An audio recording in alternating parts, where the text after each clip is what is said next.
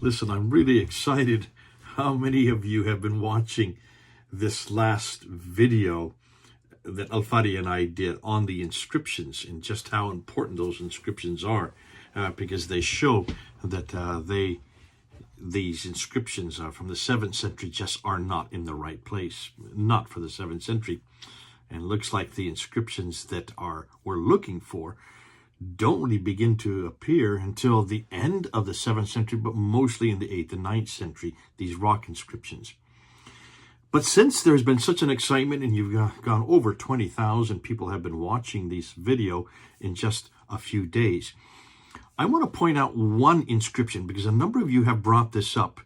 And this is the inscription that is at the Huma al-Numur site, which is northwest of Taif.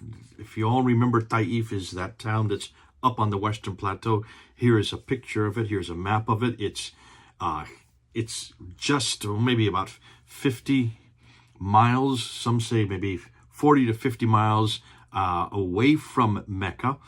It is along the Western Plateau where Dr. Patricia Kroon realized the trade did go.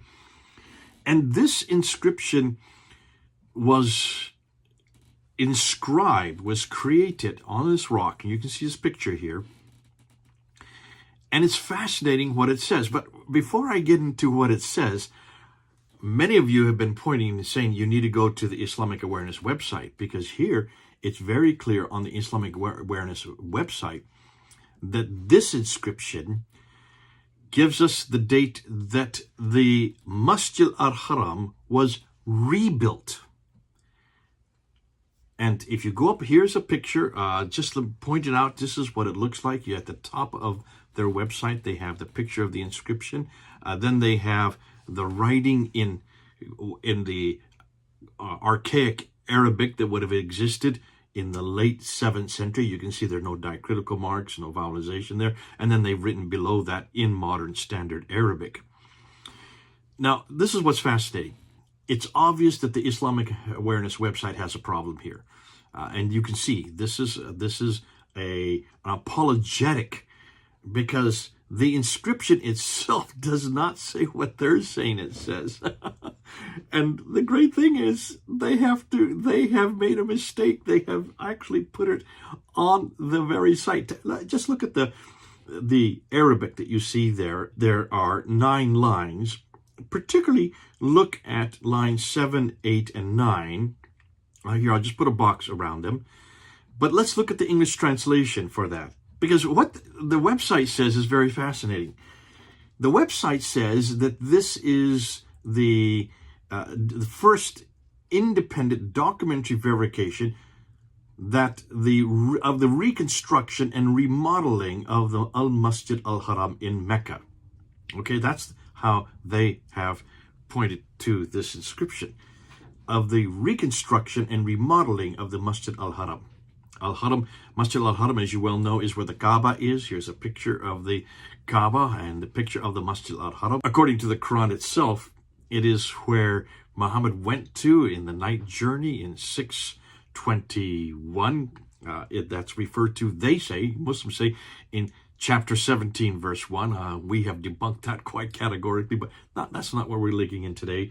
The Masjid al-Haram is also where the Qibla was canonized in 624.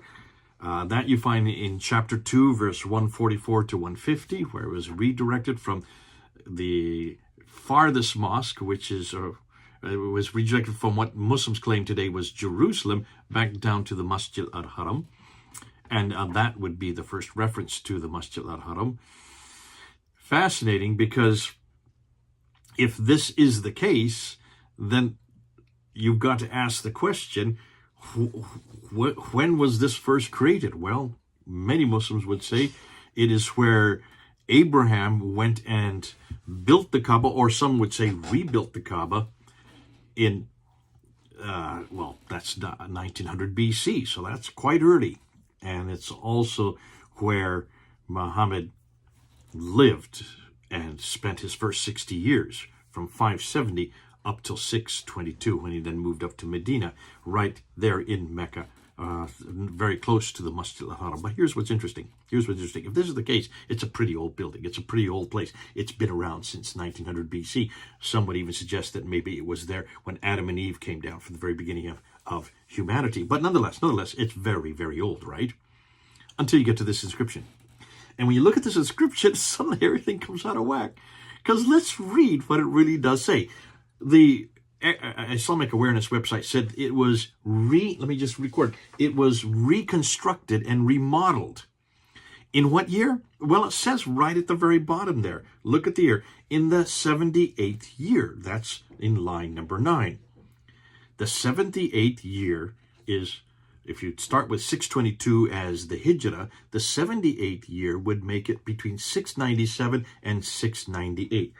So it's at the time of Abd al-Malik. He is the emperor at this time. It is during this time that it has been rebuilt or built. What does it actually say on the inscription? According to the Islamic Awareness website, it's rebuilt. And that Abd al-Malik was the one to start that rebuilding process around 695, and then it was finished in 697, 698 is what they're saying. But that's not what the inscription says. And what's fascinating, when you look at the Arabic, it's very clear that the word is built, not rebuilt. It was built in 697 to 698. How do we know? Well, look at this word here. I'm just going to put it in red there. Look at that. I'm circling it in red. Notice it's this word here, and this is the word that we're going to look at. I'm not going to say it out loud. I'm going to let you hear it from somebody who knows it much better than me. Are you ready? Muniya. Buniya. Okay, did you hear that? Muniya. Muniya. Okay, Buniya. So there is right there, and there's a Buniya. Obviously, there is no vowelization in this. They say that this word should be rebuilt. So let's see what rebuilt sounds like in Arabic. And here's what it sounds like in Arabic. أعيد بناؤها. أعيد بناؤها. Wahida bina'uha. That is not what's written in the text there. Notice? So this is not rebuilt. This is built. This is this word here. Muniya. Are you seeing the difference? And there it is, black and white.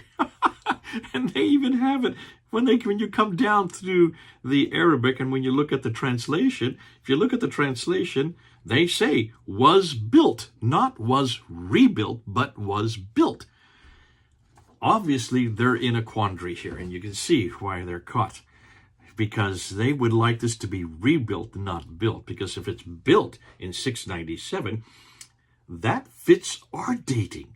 That's exactly when it would have been built. That would be about the time when Mecca would have been chosen. Remember, you have Zubair, who is revolting against Abd al-Malik, who has been in power since 680, 685.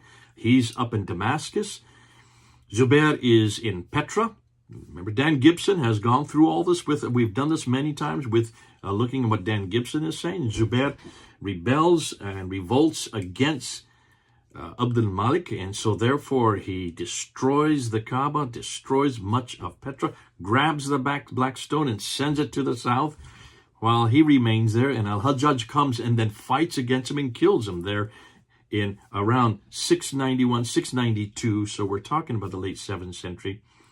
But now the black stone is in the south. The pilgrims are following where the black stone goes because that's where God's presence is. So they're following the black stone. Obviously, they've got to put a structure to put the black stone onto or into, in this case, onto. And so they build the Masjid al-Haram, according to this inscription, 78 years after the Hijrah or AH, which would make it 697 to 698. That's exactly when you would expect it.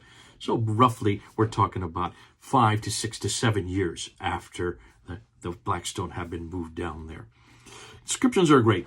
See, they don't lie. Inscriptions are great because they don't disintegrate. They don't deteriorate. They're easy for us to read, and you can read it for yourself. I've just read what's in black and white. Islamic Awareness is over a barrel on this one. They've tried to say that this is rebuilding when it's not rebuilding at all. This is built. It was built in 697, 698, because Mecca was now the place where the pilgrims were going. It becomes very important, obviously, because in time, it's going to be the major sanctuary. And you can see there is a tussle going on as we know it. There's a tussle going on because then Al-Hajjaj, who destroys Zubair under the orders of Abd al-Malik, 710, then he builds the Wasit Mosque. 710. That's another little over 11 to 12 years later. He builds the Wasit Mosque, which is, Wasit means between. It's the between. Between what? Between Petra and Mecca, the Masjid al-Haram. Great stuff. That's why I love inscriptions, because we just have to read what's on there. We've always asked this, we've always mentioned this. If you're going to make a point, if you're going to make a decision, if you're going to claim something, for heaven's sakes, just read the Arabic, read the rocks. And if we aren't going to say it, the rocks are going to cry out for us. God bless you. This is Jay, over and out.